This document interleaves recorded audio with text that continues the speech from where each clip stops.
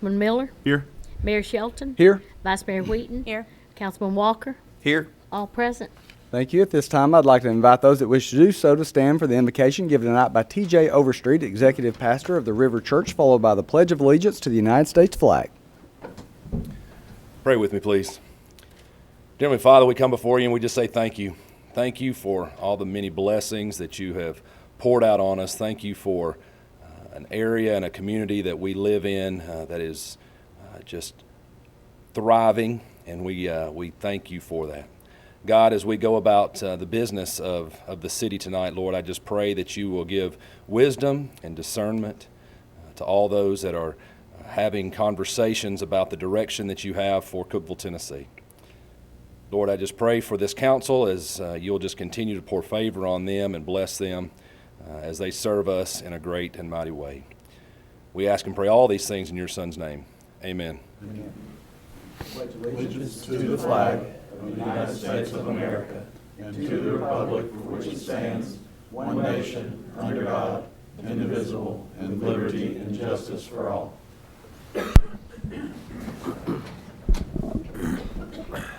Thank you, TJ. Item 3, consider approval of agenda as presented. Are there any changes? Mayor, we have no changes to the agenda. Thank you. Is there a motion? So moved. Second. Motion is second. Any discussion? All vote. 5 yes votes, motion carries. Thank you.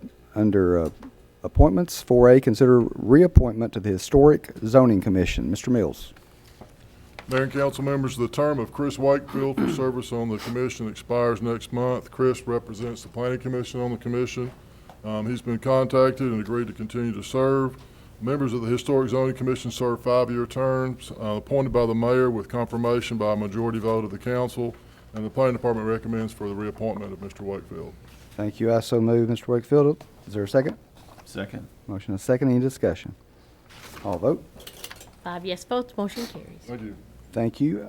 Under the consent agenda, 6A, consider awarding bid for transformers for the electric department. Is there a motion on the consent agenda? So moved. Is there a Second. Motion is second. Any discussion? All vote. They did.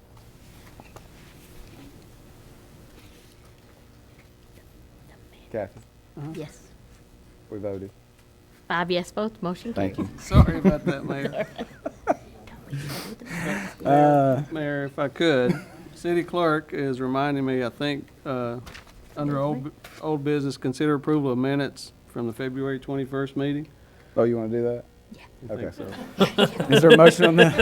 There's a motion on 5A. So moved. Said motion is second. Any discussion? All vote. 5 yes votes, motion carries. Sorry about that. Under new business, 7A, consider on first reading ordinance 0190301, amending Title 18, Chapters 1 and 2 of the Cookeville Municipal Code relative to water and sewer rates. Ronnie Kelly. Okay, Mayor and Council, if we can get the slide to go. What are we requesting? We're requesting that council look at authorizing the change in the ordinance to raise the water rates over a 5-year period. The sewer rates would be phased in over a 3-year period. This would reallocate a portion of our revenue to cover more of our fixed costs, and it would phase in the wholesale rate over a 5-year period also. So why do we need this rate adjustment? We need a sustainable revenue to meet the capital funding needs that we have coming in the future in our department. It'll reallocate some revenue from variable revenue it's more of a variable rate than and get it into a fixed, cover more of our fixed cost. It'll keep our department on a more sound financial footing, and it'll sort of offset some of the declined revenues trends that we've seen in the past. So part of the capital needs, and this is driven by capital needs, not O&M costs, so I want to make sure everybody's sort of clear on that. You may not see it good on the screen, but you have it in front of you. It's sort of a list. Every year we meet with all of our facilities. We operate 2 manufacturing facilities, the water plant, the sewer plant. They're probably $50 million facilities each. And then we also have the distribution and collection system. That's probably another $70 or $80 million that we deliver our services. out into the public. So keeping those facilities built and maintained is a pretty big job and usually has high dollars associated with it. And so we go through and look at those every year and try to project out 4, 5, 6, 7 years ahead of what kind of projects we've got. And then I'll filter those out and try to figure out when we can place those into budget, when we're going to have funding. We may hold back a year or two to try to get our funding. But we have enough projects going forward that we projected that we don't have enough sustainable revenue to fund those going forward. So that's the driver of this rate increase. And this is a list of some of the projects, our projections out. We've got about a $5 million expansion, not an expansion, it's a rebuild down at the sewer plant coming up. It's under design currently. We've upped our water line replacement program. We will start doing some work at the water treatment plant. We're doing a $2 million rework down there now, and it's just basically maintaining the existing water plant. And so this gives you a better view of our historical capital spending and where we need to get to. And the dashed line is sort of the revenue we're going to need to be able to sustain that type of capital expense. Our water sales has sort of trended down over the years. I don't have 2018 in there. It is up a little bit from 17. I think we've probably hit bottom on that revenue the water sales, and we'll probably start turning back up. But the middle portion was drought years. We sell a lot of water during drought years and then regular years, but it's sort of declined over historical trends. Our sewer sales sort of have done the same way. We lost, back in the 90s, there was a couple of big industrial clients here that used a lot of water. They left. And so it's sort of declined gradually over time. A lot of water saving features now, water conservation. Everybody's more sensitive to water costs. So those are declined. It's come up a little bit. That's due to our wholesale user, and it's sort of an outlier that won't stay up that high. Then we wanted to move some of our fixed revenue, or move some of our revenue. Our expenditures are 73% in fixed, 27% variable. Our revenue we generate from our fixed revenue is only 15% and 85% variable, which is the cost of the water.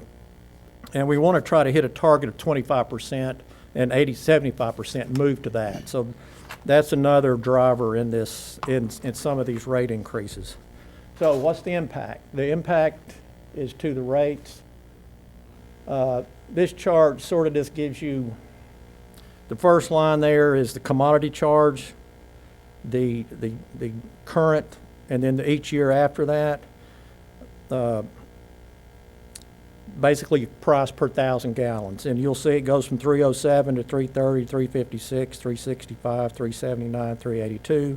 The storage fees, the next line, that's the revenue we generate to offset the Corps of Engineers, storage fees, the dam repair cost, and all of those. We don't think those need to be changed. There's enough money sitting there to do that and take care of that. So we're not proposing changing that.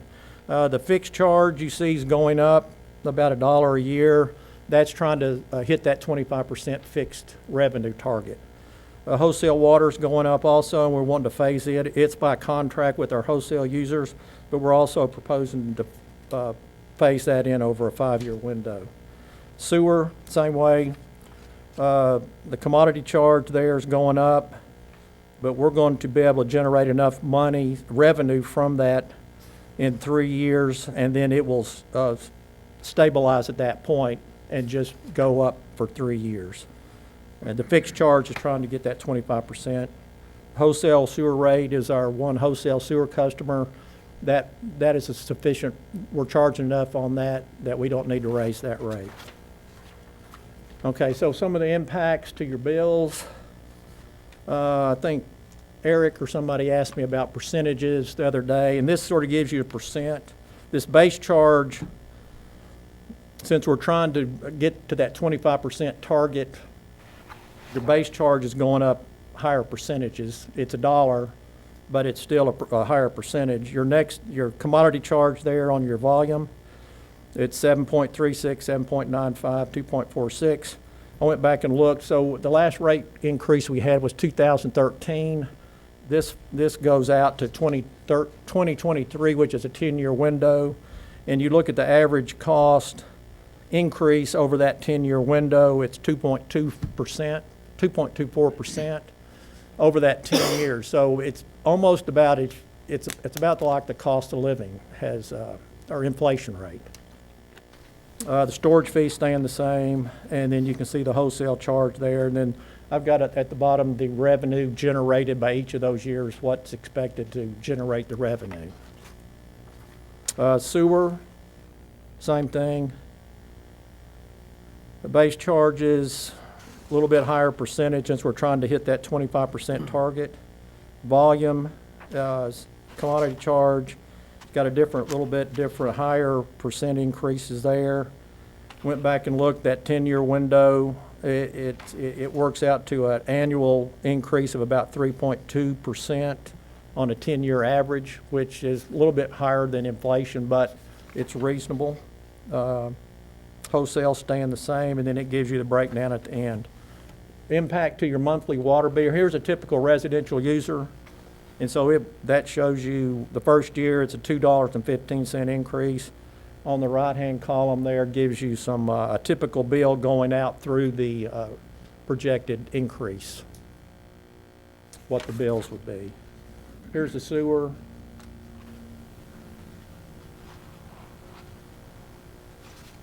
And then I've got a slide here this sort of gives you a low usage there.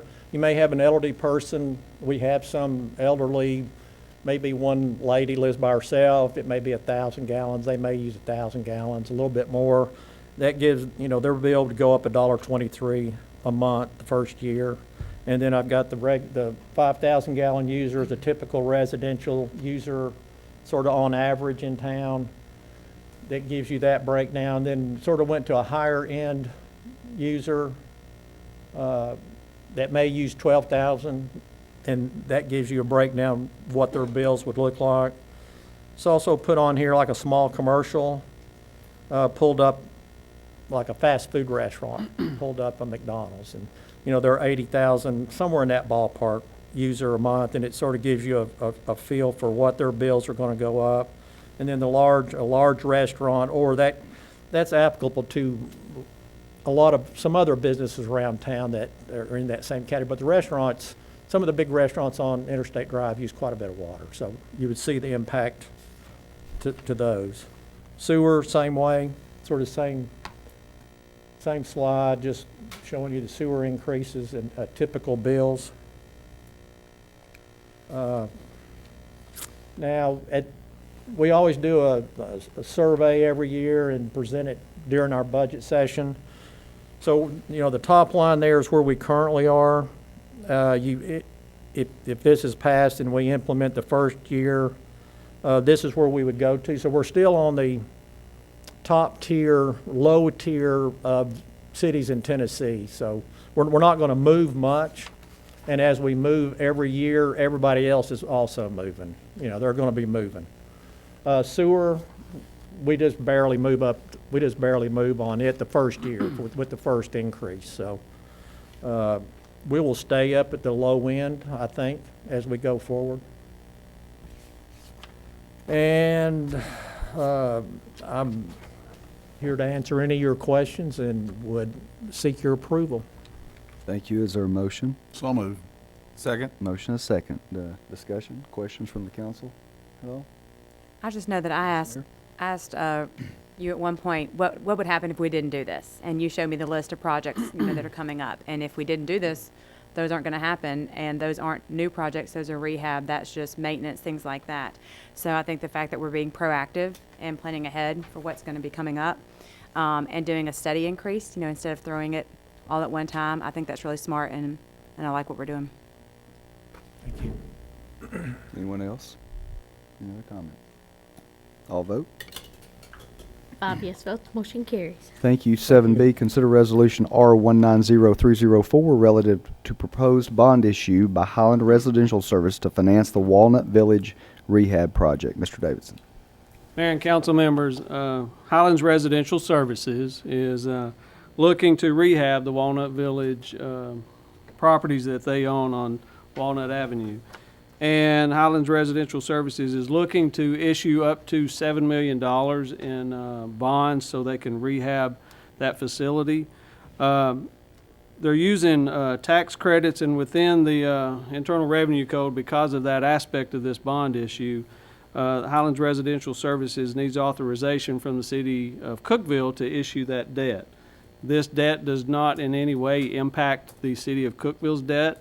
It does not place any liability on the city of Cookeville to repay those bonds. It will not impact any bond issue that we might have this calendar year for our police station or any other debt that we might issue. Again, it's just per the Internal Revenue Code, they need authorization from the city to issue this debt, and this resolution would authorize the mayor to sign any documents along with the city clerk that might be necessary so Highlands Residential Services can issue those bonds. I would recommend approval, and I would be happy to try to answer any questions, and I know Mr. Harris, Dal Harris from Highlands Residential Services is here as well, and he'd be happy to answer any questions, I'm sure, too. Thank you. Is there a motion? So moved. Second. Motion and second. Any questions? Councilman? I don't really know that much about the project. So was it just the Walnut Village project being rehab there, or is they stated something about Bunker Hill? There's a project going on over there as well.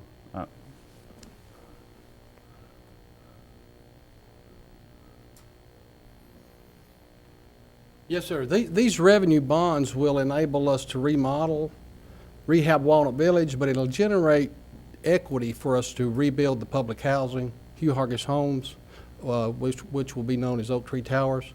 So it's going to generate the bonds will be short-term construction bonds, and when those are paid off, the tax credits will be issued to the Housing Authority, and we'll have the equity from those tax credits to enable us to build the Oak Tree Towers.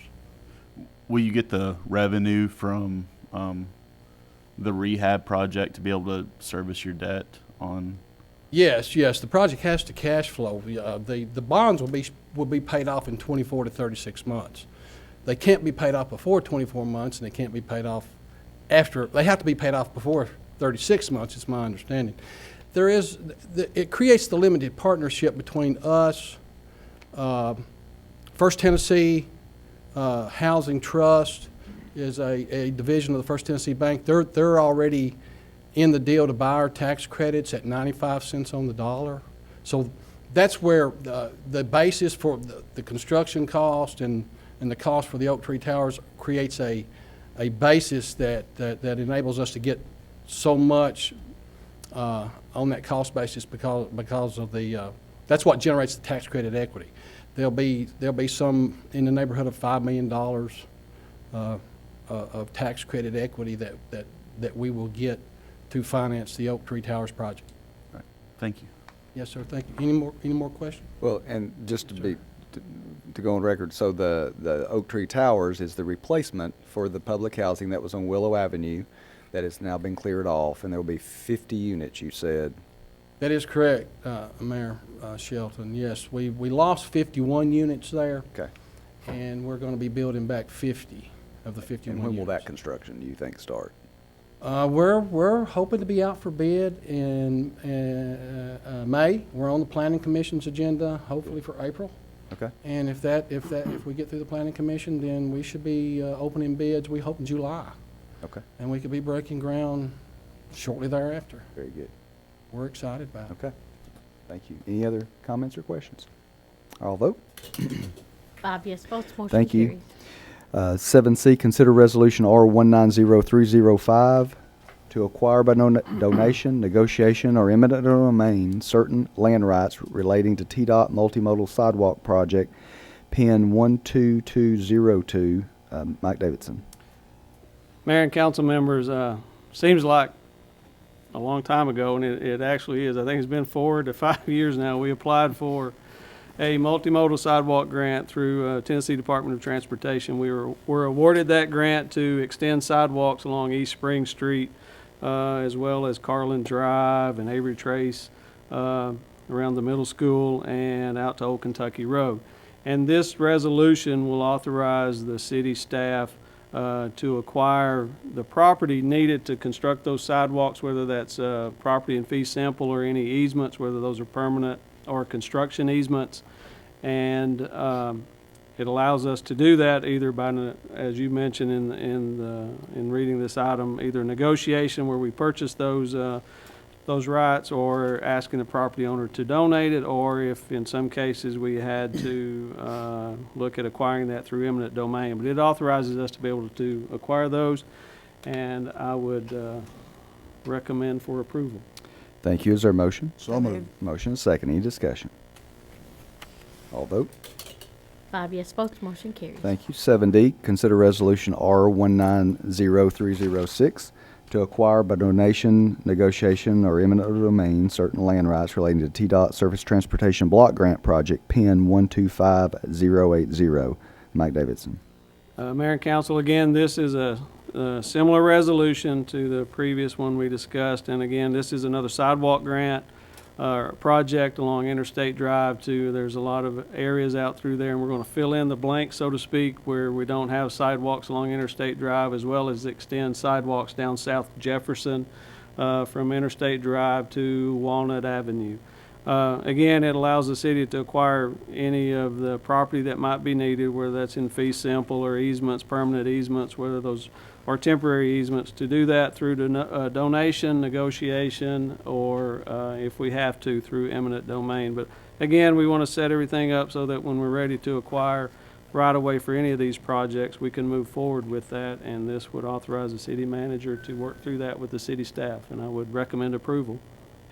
Thank you. Is there a motion? So moved. Second. Motion and second. Any discussion?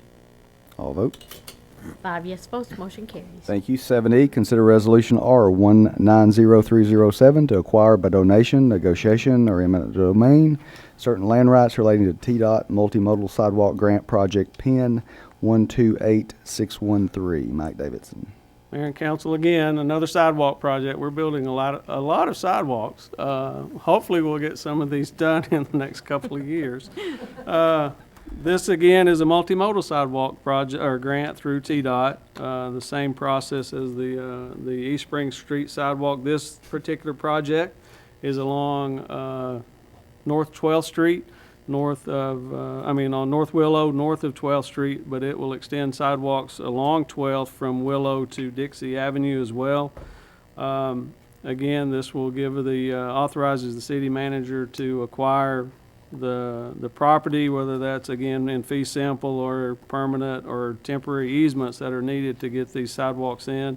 And again, to do that through donation, negotiation, or possibly eminent domain. Hopefully it won't be necessary for that, but again, it would authorize that process if needed. But again, I would recommend approval. Is there a motion? So moved. Second. Motion and second. Any discussion? I do hope we can get all these projects done before flying cars are here and we don't even need them. That'd be nice, hopefully. All vote? 5 yes votes, motion carries. Okay. 7F, consider resolution R190308 to acquire by donation, negotiation, or eminent domain certain land rights relating to TDOT Surface Transportation Block Grant Project, PIN 128038. Mike Davidson. Mayor and Council, again, very similar to the previous resolutions, but at Willow and Jackson intersection, that was identified in the transportation study that we completed probably 2 years ago or almost 2 years ago. And that particular intersection is the busiest intersection the city has. Council authorized a project there using the city's STBG funds to some improvements there for some turn lanes on Willow, an additional turn lane on Willow, an additional turn lane on Jackson. And the state is going to match that. We're using city STBG funds. The state agreed to match that. There's a 20% match required for that grant, and the state agreed to match that on the city's behalf. But again, this resolution would authorize the city to acquire the necessary right-of-way for those intersection improvements, again, by donation, negotiation, or if we had to, through eminent domain. But again, I would recommend your approval. Thank you. Is there a motion? So moved. Motion and second. Any discussion? All vote. 5 yes votes, motion carries. Thank you. 7G, consider resolution R190309 to acquire by donation, negotiation, or eminent domain certain land rights relating to improvements to East 10th Street. Mike Davidson. Mayor and Council, East 10th Street, as we know, carries a lot of traffic. It's one of the busiest streets that we have in the city of Cookeville. Some 17,000 cars a day are up and down East 10th Street. As a potential phase 1 of improvements or widening to 10th Street, we have an agreement in place that council previously approved with development out along East 10th Street for a widening project. That widening project extends from just west of Wilson Avenue back toward 111. And this resolution, again, would, as this project's being designed by that developer and his engineers, this resolution would authorize the city to begin acquiring right-of-way necessary for that widening. And again, it would be to acquire any property in fee simple or any permanent or temporary easements that might be needed for that those improvements to that to East 10th Street. And again, it would be through donation or negotiation, or if necessary, through eminent domain. But again, it's a first phase for widening of East 10th Street, and I would recommend your approval. Thank you. Is there a motion? So moved. Second. Motion and second. Any discussion? All vote. 5 yes votes, motion carries. Thank you. 7H, consider authorizing the city manager to execute Appalachian Regional Commission Downtown Wi-Fi Grant Award Contract. Mike Davidson. Mayor and Council, Council had authorized the city to look at applying for an ARC grant where we could try to provide free downtown Wi-Fi. And so Council authorized that. We applied and we were awarded a $26,000 grant. It is a 50-50 match, so the city will have to match $26,000 toward this grant.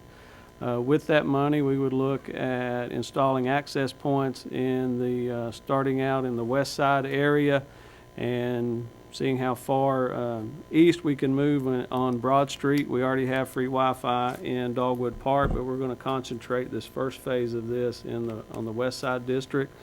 Again, it's a $26,000 match from the city of Cookeville. It's not a budgeted item. We would bring back to you a budget amendment before the end of the year for this. We would look to take these funds from the Economic Development Fund, that $26,000. I'll be happy to try to answer any questions, but I would recommend your approval. Thank you. Is there a motion? So moved. Motion and second. Any discussion? Comments? All vote.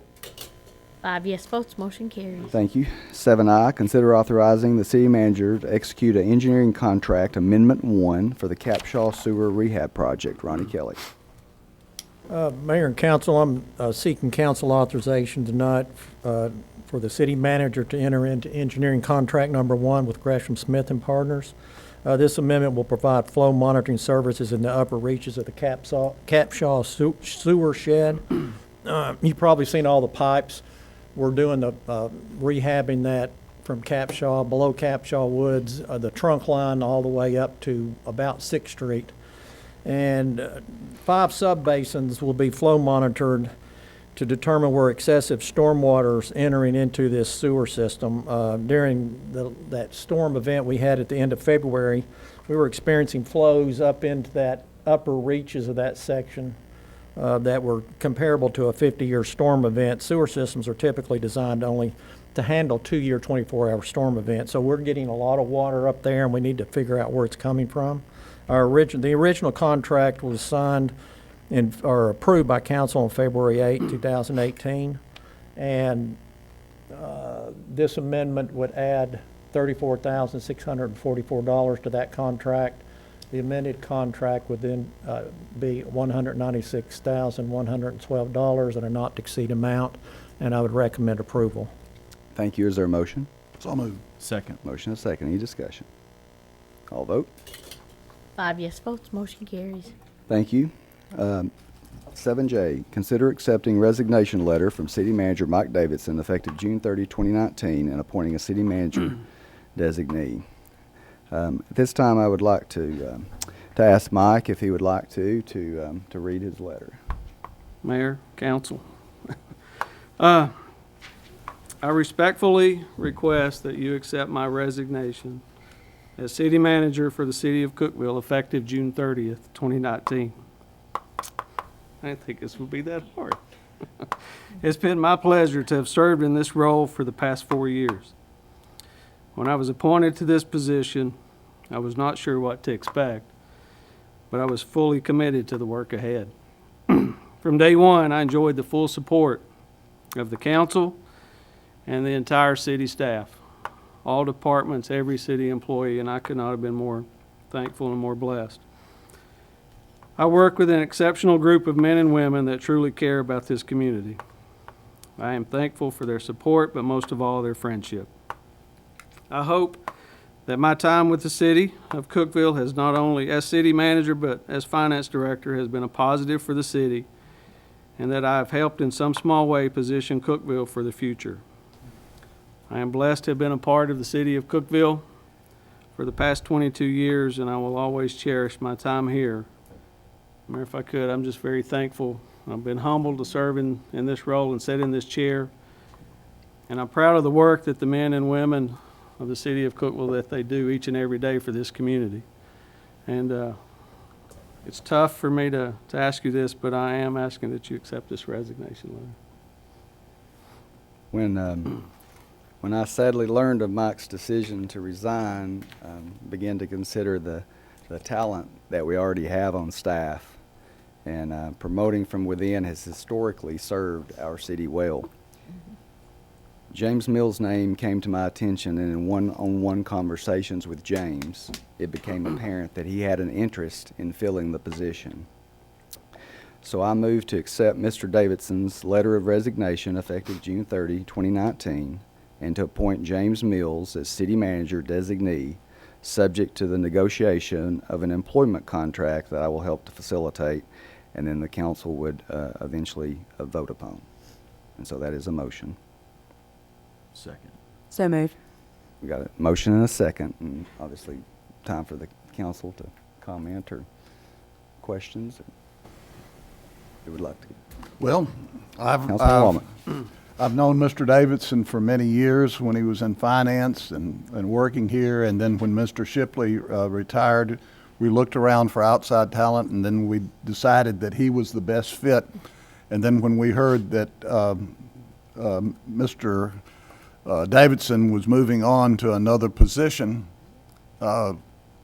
Mr. Mills' name came up because he came on the city back in 1998, shortly after I came on my first city council. And he's been in planning. He's been excellent. He knows everything that's going on in the city. He knows the department heads. And historically, city planners have moved into management positions, and so I think this is a good fit from that perspective. But Mr. Mills knows the people, and I believe will serve as a good and great city manager. Miller? Councilman Miller? Yeah, right after I was looking at this line item today, we were back there, and I was like, what happens if I vote no to accepting this resignation? Because I really appreciate what Mike Davidson's done for us, and that there would be some negative financial consequences to him if I did vote no, and we voted no. So I think that I am going to vote to accept his resignation. After speaking with James, it was clear to me that he provided the transition needed for business continuity here, and that's what I'm all about. So I hope we accept it. Thank you. Vice Mayor? I mean, I've said multiple times that the city of Cookeville is a well-oiled machine. The way the city runs, the way the separate entities work together is just something you don't see very often. And one reason is because we've got great people working in the departments, and another reason is because of Mike Davidson. And so when we found out he was leaving, I knew that I wanted to keep that cohesiveness. I think that's very important, and I wanted to foster it. And so I felt like an internal candidate was the best solution to find our next city manager. I wanted someone who is passionate about the city. I want someone who's got great working relationships already with people within the city, and someone who knows the city. And when you start throwing those qualifications around, the name, like we've said, the name that kept coming up was James Mills. And you are well respected by me. I know we haven't worked together long, but I have a lot of respect for you. I know people within the city, the department heads, they have a lot of respect for you. You've got great working relationships with people here. And most importantly, you are passionate about Cookeville. You want what's best, and I think you want Cookeville to be a better place. So that's why I think that you are the best candidate for the next city manager. Councilman Walker? I'd like to say that, I greatly appreciate Mr. Mike Davidson's contributions to our city. As a newer council member, I've been humbled to benefit from his guidance and experience, and I've appreciated this very much. He's shown that he's a true leader and a tremendous public servant to our community.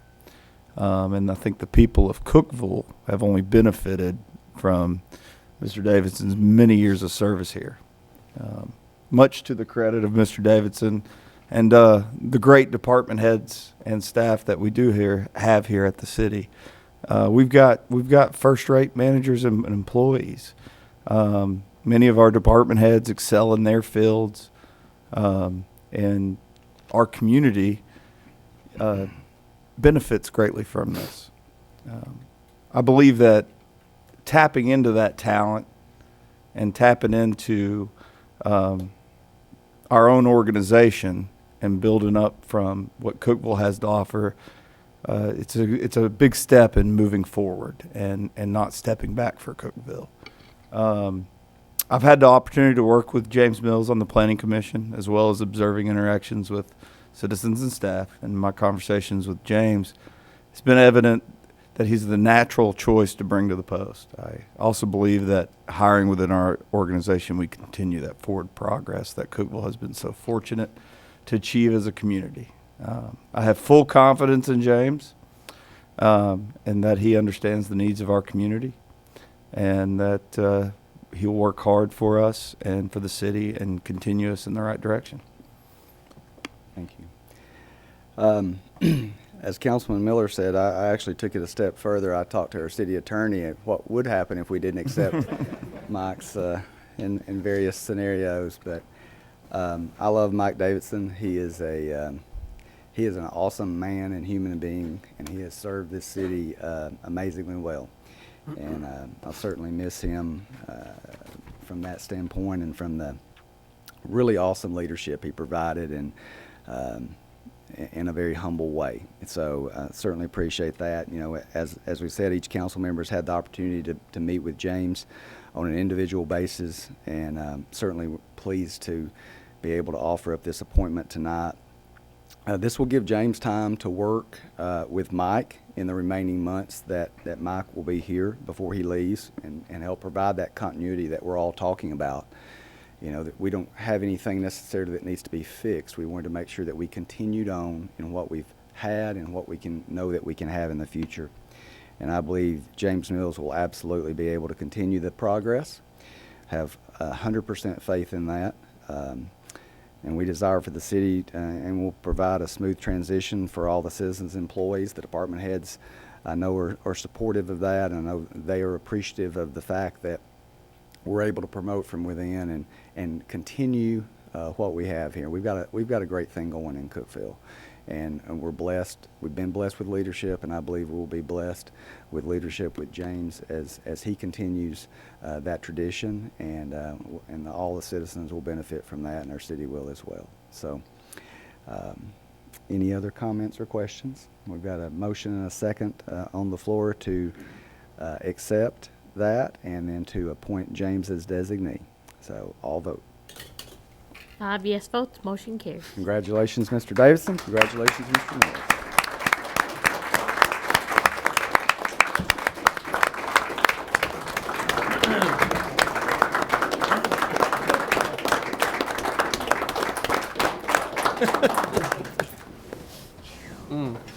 Mike Davidson loves those awkward moments like that. It's his favorite thing. expect you to love them just the same, Mr. Mills.